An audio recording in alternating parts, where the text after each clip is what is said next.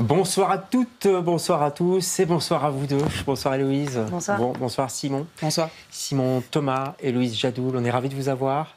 On vous a sorti de la scène binationale parce que vous y êtes depuis un petit temps pour un spectacle, on va en parler. Avant ça, 3 petites questions. C'est pas des questions pièges, c'est un peu genre questionnaire de Proust. Vous me répondez comme ça, la première idée qui vous vient par la tête. Si vous étiez, Simon, un sentiment, vous savez quoi? La malice? Pas mal. Vous êtes malicieux donc? Très, je pense. Ouais. En tout cas, j'essaye. Bon, je vais me méfier dans cette émission. Et vous, si vous étiez un sentiment, Héloïse? Bon, moi, ce serait l'amour, c'est sûr. L'amour. Ah ouais. On dit souvent ça. Ah ouais? Voilà, ouais, crois j'en qu'on en ai a trop besoin. donné. On en a beaucoup besoin en ce moment. Si vous étiez une époque, si vous pouviez choisir une époque. Je serais le futur. Ouais. Une époque. c'est vague, le futur. Une époque passée, une époque qui a un nom déjà. Ouais, comme vous voulez. Ça peut être le futur. Hein. Je dirais la préhistoire. Ah ouais, carrément. Moi. D'accord, dans la On grotte. m'a demandé de répondre comme ça, je réponds comme ça. Donc dans la grotte, vous dessinez tout ça. Les gros clichés, on y va. Héloïse, une époque. Moi, je suis présent, j'essaye d'y m'y atteler. Ah ouais, vous aimez notre époque? Complexe comme question, mais j'aime m'atteler au présent. Ouais, D'accord. Allez, on s'accroche au présent avec vous. Et dernière question, un peu plus subtile. Si vous étiez un spectacle de référence qui vous a donné envie de faire du théâtre? Qui m'a donné envie de faire du théâtre. Le spectacle, quoi. Alors c'est pas un spectacle, mais je dirais quand même les Monty Pythons. Ah ouais. Côté décalé. Triche. Ouais. Allez. C'est Tous les un films classique, mais ça reste Tous très les très Monty vrai. Python, on aime tous. Ouais. Et vous, Héloïse? Moi, je saurais pas dire à l'époque, puis mes goûts ont beaucoup changé. Mais je dirais que la démarche aujourd'hui d'Adeline Rosenstein me guide pas mal sur l'art aujourd'hui. Et je crois que ça tourne encore. Hein, Ça tourne encore, et d'ailleurs, c'est en ce moment au Varia, je pense. Il me semble. Laboratoire Poison. Allez voir Laboratoire Poison. Allez voir Laboratoire Poison. Et surtout en ce moment, c'est très important. C'est clair. Merci à tous les deux et merci d'être là. Vous êtes les invités de LCR ce soir.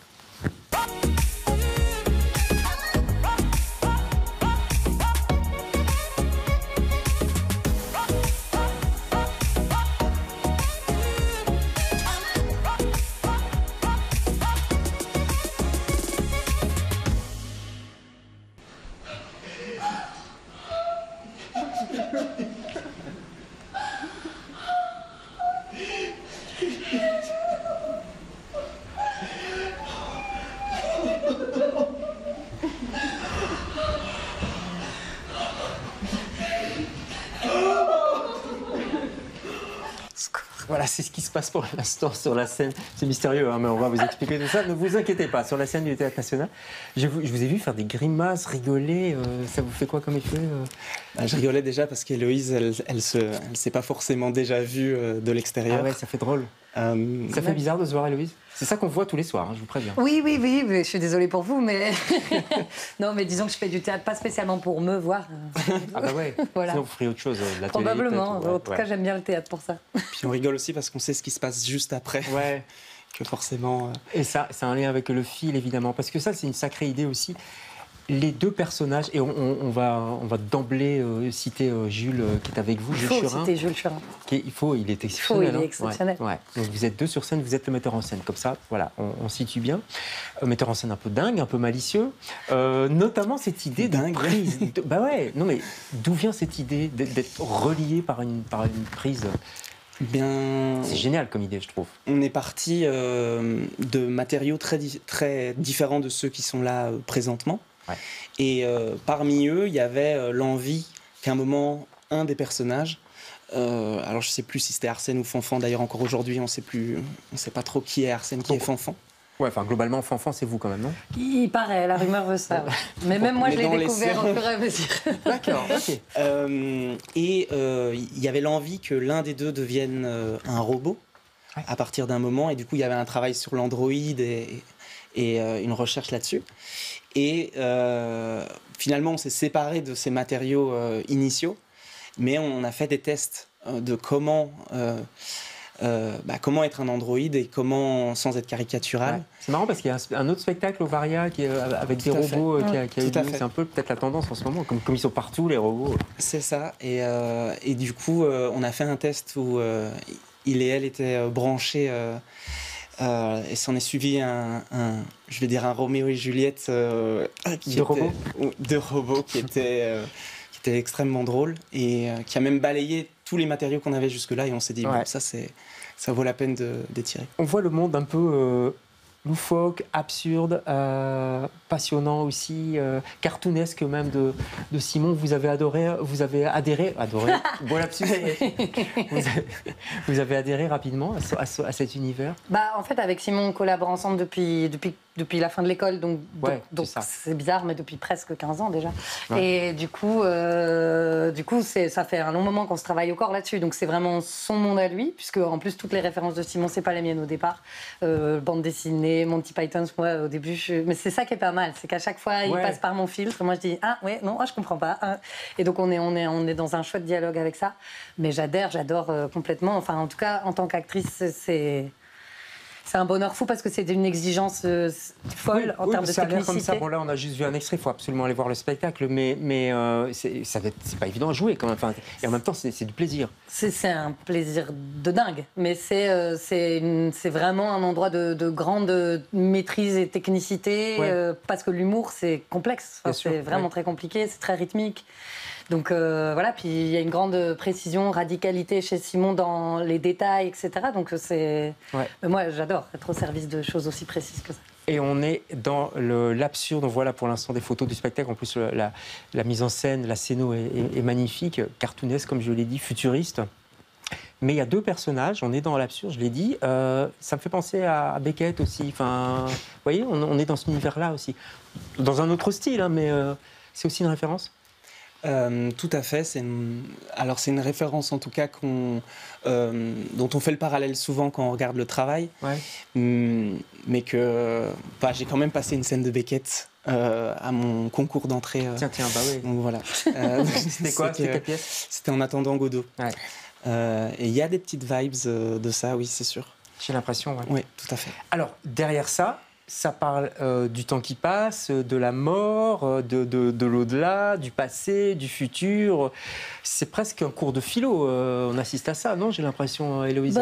Oui, c'est un peu notre... Enfin, on l'a découvert en le faisant aussi, mais c'est là où on est vraiment content de là où on est arrivé. C'est que quelque part, le spectacle pourrait se résumer à « il y a tout, il y a rien ». C'est aussi bête que ça. Et en même temps, c'est une espèce de concept presque mis en scène, en scène sous des formes différentes pour donner comme ça une tentative sensorielle d'expérimenter cette sensation presque métaphysique, philosophique, existentielle et de la mettre en forme en fait, sous trois formes différentes. Beaucoup de formes, trois formes, des moments qui changent, une scénographie, j'ai dit, assez folle, des changements de costumes aussi, des costumes je sais pas, des Égyptiens, c'est compliqué quand même à mettre en scène ça, non? Faut courir derrière le décor, enfin je sais pas, c'est votre cuisine interne. Moi j'avoue que c'était la joie de ce projet-là, c'était de pouvoir faire plein de spectacles et de réussir à ce qu'il ne fasse qu'un. C'est un peu ça. Hein. Oui, voilà. Et comme disait Héloïse, tous ces moments parlent de la même chose, mais il y a quelque chose que je trouve généreux en termes de quantité d'idées, de proposer aux spectateurs plusieurs univers et plusieurs manières d'aborder cette même question. Comment réagit la salle et est-ce que vous la sentez? Parce que c'est le studio, il faut dire, au National, on n'est pas dans la grande salle. Donc il est là, il est proche. Ah ouais, c'est le pied, le studio pour ça. On est plus proche que dans les deux autres salles où on a joué avant. Mais la salle réagit bien, je dois dire. Mais on surfe vraiment avec... fort. Vous jouez avec ou...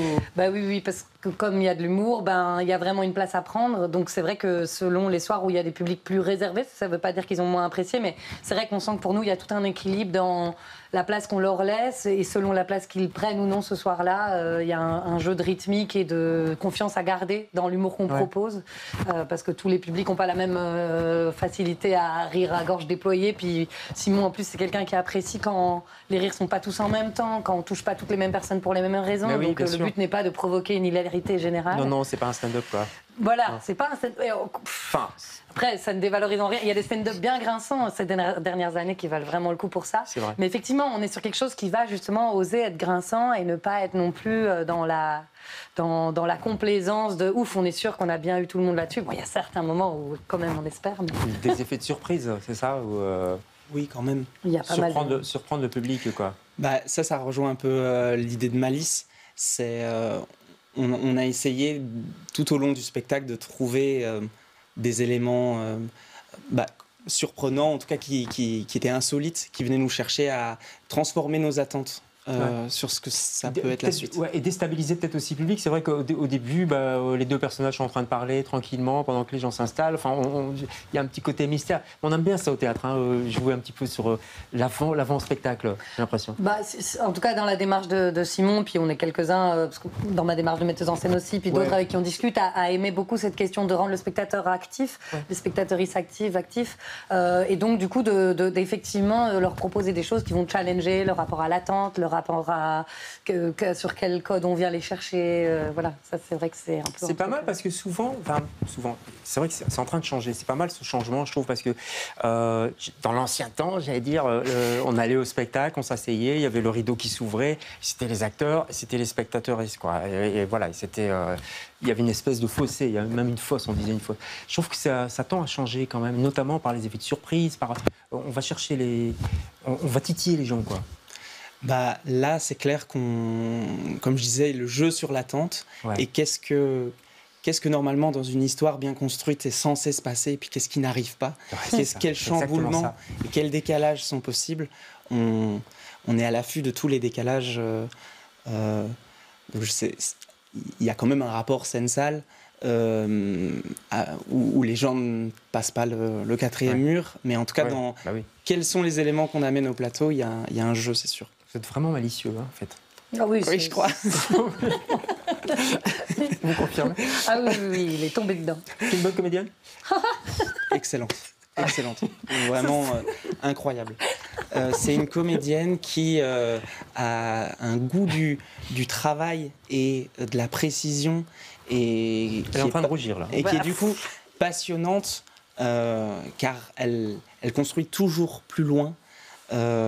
Et donc c'est une interlocutrice assez géniale dans le travail. Waouh! Chic, hein? Ça fait du bien, les gars. Il y a pire. Et on salue aussi Jules. Ah, mais complètement, on salue. Jules est formidable aussi. Et toute l'équipe créatrice. Ah oui. Merci pour ce beau spectacle. Ça se joue jusque samedi dans le studio. Allez-y, parce que je crois que ça a tourné déjà en Belgique. Je ne sais pas si ça tournera encore. Enfin, on l'espère. Pas prévu encore. Pas encore prévu, mais on l'espère aussi. On l'espère. Allez, si des bonnes âmes nous entendent. Voilà. Merci à tous les deux. On se retrouve demain avec d'autres invités. Bonsoir.